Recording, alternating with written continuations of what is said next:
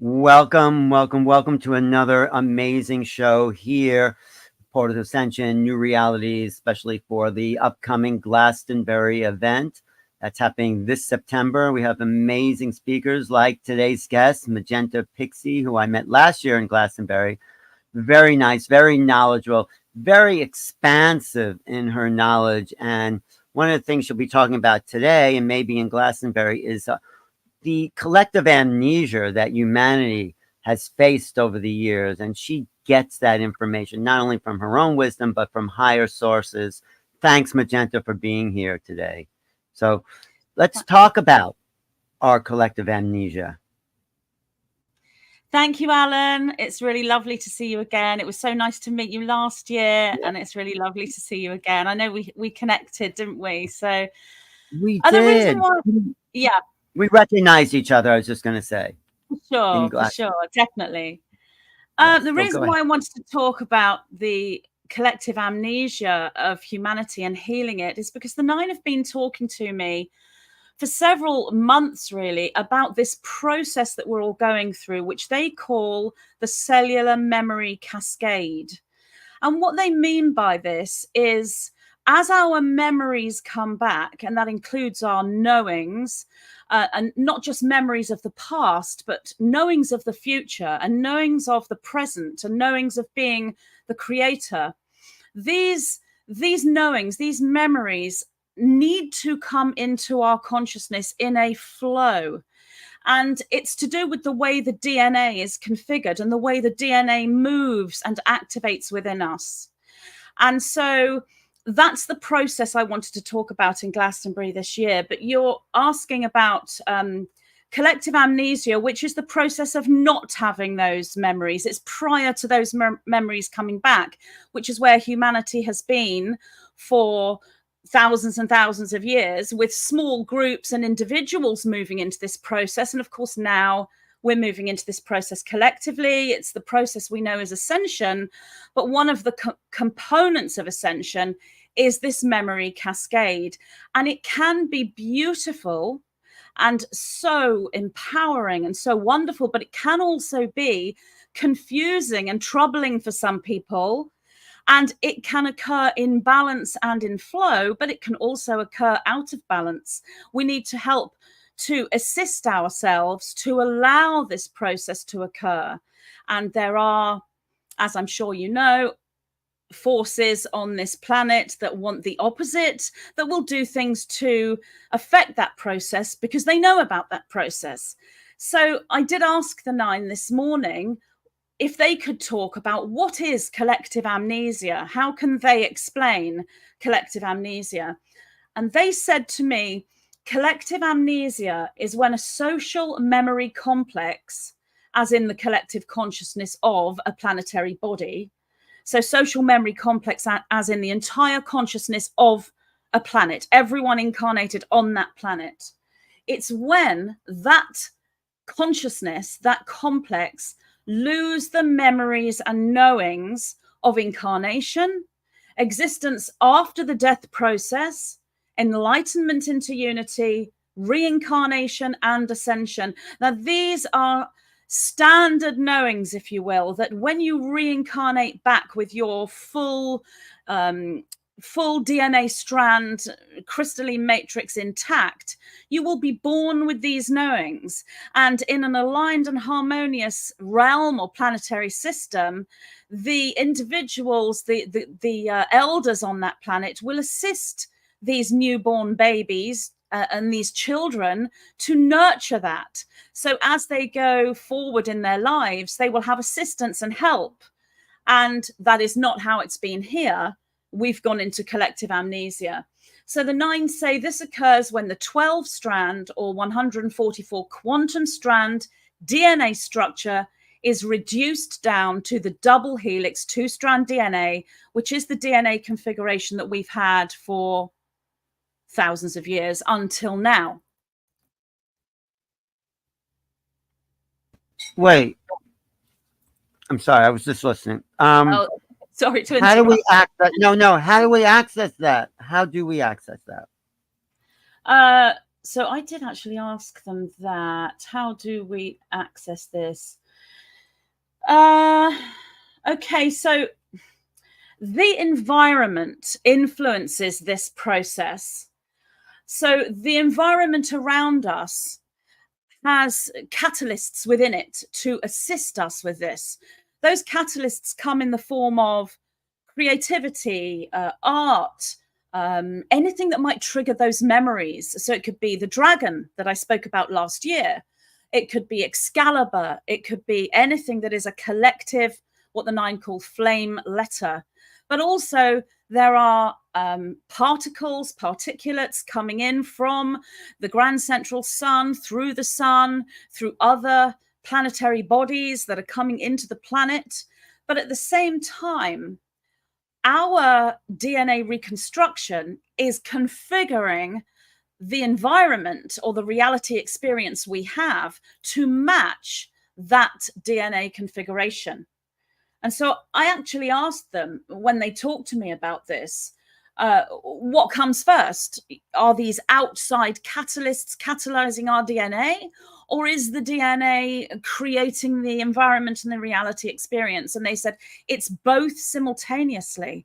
This occurs simultaneously at the time they call planetary end times, which is when that planetary system is coming to completion as a social memory complex and as the intelligence within the planet itself.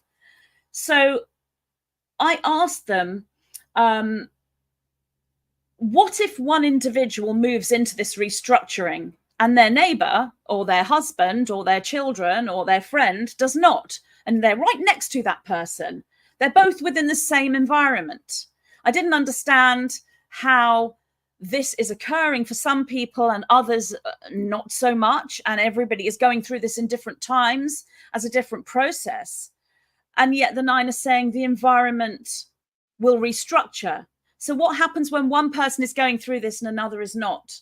So this will answer your question as to how do we access this when we understand how we are controlling or we are merging with our own environment and it is catalyzing us. And the answer they gave was, the environment itself presents the individual reality experience for the individual as this is intertwined with the perception of the individual or group. So it's all to do with the individual's perception, the group's perception. Therefore, the same environment may be perceived by one individual differently to their neighbor or partner or friend or child. I did ask them several other questions as well, but one thing we're talking about is healing the collective amnesia. So I asked them, how can we access that? How do we access this collective healing of our amnesia and allow this cellular memory cascade to take place? And they said, this is a process triggered by that which you know as awakening. It is the DNA configuration response to the particulates entering into the Earth's atmosphere or stratosphere or Earth's environment in space and in the environment we exist within. These are particles that are antimatter configured, that make the choice or switch or transition into the physical. So these are antimatter particles that choose themselves to become physical. Now, on a physical level, they're perceived as water droplets or vapor or gold dust as they enter into our atmosphere, and they're then taken into our physical system. Now, I need to ask them more questions about this, and I will be doing that before we speak in September. No, I just want to ask you a few backup questions. First of all, it's interesting you're talking about this because I just, right before you interviewed Bruce Lipton, who's talking all about the changing DNA through evolutionary processes, which is sort of exactly what you're talking about on a spiritual level. So let's go into that more, but also talk about who you're talking to get this information. Who are the nine? Who are these beings that are giving you information? And what's a practical way we can use this as well? So talk about that. Thank you. That's such a great question, Alan. I mean, I could sit here and say to you, they're angels, they're extraterrestrials, they're higher beings, but we're talking about the cellular memory cascade process and the return of our memories. That is who the nine are. They are my personal memories. They are my memory system.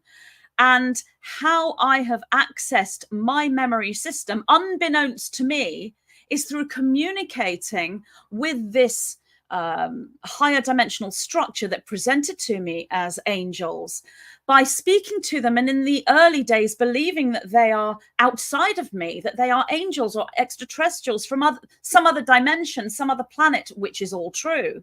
But it's only with my communication with them over the years that I realized they are my memories that are coming back to present themselves to me in real time. These memories can come up in so many different ways. And one of the ways these memories come back to us is by externalizing themselves as if they are an entity or a consciousness or a construct outside of us, and they communicate with us. So when I first communicated with them, I didn't know they were my memories. It's taken years before they will explain that to me. One of the things they showed me in order to explain this is that original film, Superman, where Clark Kent goes back to the frozen snow and he throws this crystal and this crystal palace grows.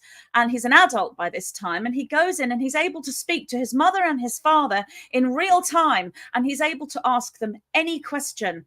And yet his mother and father are no longer alive. They perished with the planet Krypton. But every question that he could ever ask them was preserved within this crystal structure.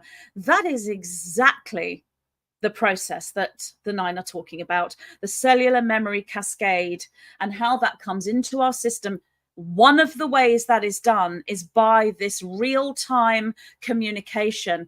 But really what we are communicating with is the consciousness of the DNA, which is so profound. It's so vast. It is angels. It is extraterrestrials. It is higher consciousness. It is God. It is all those things. That's all inside us, folded inside us. And as we unwrap that little fold inside our DNA, it becomes larger and larger and more expanded. And we communicate with it or access it in our own unique way. Everybody does it differently. So the nine are my way of doing this, my way of accessing this process.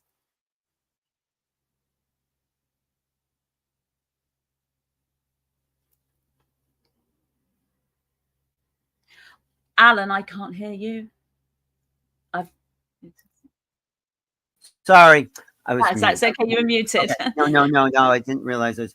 So we're coming to the end of a cycle, but we're coming to the beginning of a new cycle. So do you want to talk a little bit about the new cycle and what that will be like as it comes online? Yes, absolutely. So this is a great grand cycle. So it's multitudes of cycles, way beyond my understanding. But the nine tell me there are multiple cycles that are coming to an end at this point. And that begins again, another system, another series of multiple cycles. We are in the process that is in between the ending of one great grand cycle and the beginning of another. The nine tell me the counting system that we have on our planet that is most accurate to explain this is the Mayan calendar.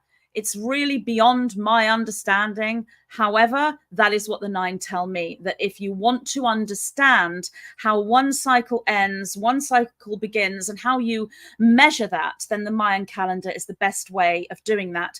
And in between the end of one great grand cycle and the beginning of another, there is a period of stillness or rest, a period of 0 point, if you will. And in that period is the moment that we prepare ourselves for this next phase that we're moving into, this next great grand cycle. And that is the period that can be bifurcated and then eventually trifurcated as we move through these different geometries in the way that we experience reality. And the bifurcation can look like harmony, bliss, peace, love, and literally the best experience of life ever for some people, for a large group of people.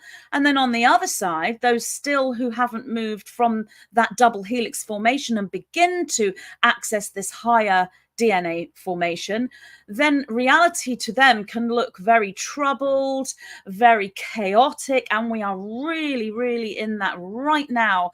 We are in July 2024, and we are really, really in the middle of this bifurcated experience. So as this all plays out, there are choices to be made. We are presented with choice points, a physical choice point, a consciousness choice point, another choice point that will be both physical and consciousness. In our reality, there are these 3 choice points, and this happens at every planetary end times, every end of this great grand cycle. And that choice will determine how we experience this new cycle. For example, we can, if we choose to, not take with us everything that we know and everything that we have accessed, that memory system, that morphogenetic field knowing. We can choose not to take that with us into this next cycle. We can choose to recycle ourselves, if you will. It's not really a recycling. The 9 call this regenesis. We can make the choice to begin again, and that cycle will look like a brand new planet right at the very, very beginning of a brand new planet, a brand new dimension. Or we can choose to remain within this memory system. We can allow these memories to come into our consciousness. We can allow our DNA to reconfigure. We can allow ourselves to connect with the morphogenetic field and allow our energy bodies to expand. And we can move into this new cycle, remaining as who we are, in the body that we have, as the individualized soul and person that we are. And we then create what this new great grand cycle looks like. It's the end of an epoch and the beginning of a new epoch. So you've heard of Atlantis, you've heard of Lemuria. We are now at the end of Atlantis. We're in the post-Atlantic period. We're at the end of that, in this 0 point moment, and we are creating this new cycle, which could be called New Atlantis, New Lemuria, New Hyperborea, New Earth.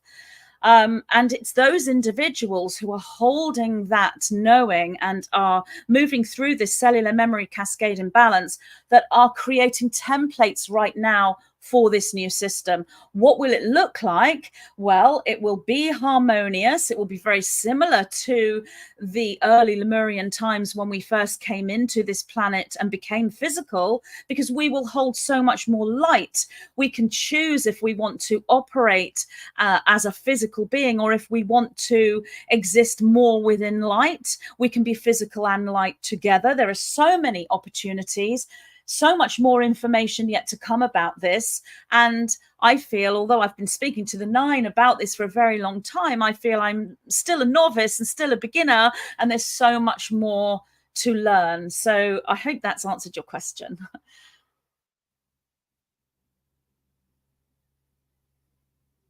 Hello, Alan? Are you still there? Okay, so I may have lost you. So I asked the 9 when this cellular memory cascade process would begin, and they said it's occurring now, right now. I asked them if they could explain the cellular memory cascade process, and they said to me, it's as an inner domino effect. It's the DNA gathering itself into this torus configuration in order to hold experiential memory through the physical death of the human vehicle. So, hi, Alan. I hope that answers your question. Neil was having a little internet thing, so he couldn't get me back on. But, I also want to add about how this next world, this next epoch will look, is that I feel, maybe you agree or not, that it will be much more multidimensional. The beings that you're talking to, the extraterrestrials, the interdimensionals, the we folk, they'll be present in this next level of reality. Do you agree? And how will that look? Oh, absolutely. Yes. I mean, it is a multidimensional reality because the environment and the reality experience within that environment configures itself to the new DNA structure that we have. So we will be holding quantum DNA, and how that looks when we speak to these beings. I mean, it's such an abundance of different myriad of ways and presentations for each individual to go through as to how. I mean, for example, with me right now, I speak to the 9. I don't see the 9 with my physical eyes. I see the 9 with my third eye, with my pineal gland. I know that they're there and I can feel them, and I know that they hold substance. But yes, in this new epoch, we will be able to see structures and beings and consciousnesses with our actual eyes, because the eyes, the physical eyes, and the third eye, the pineal gland, will merge and become one. We will have one eye at that point. That's great. So this is exciting. I can't think of a better, more exciting news than what you're telling us right now. And what will you be talking about in Glastonbury when you come in September? So this is what I'm going to talk about. I've asked the 9 some questions already. As I said, I've been talking to them for the last few months about this.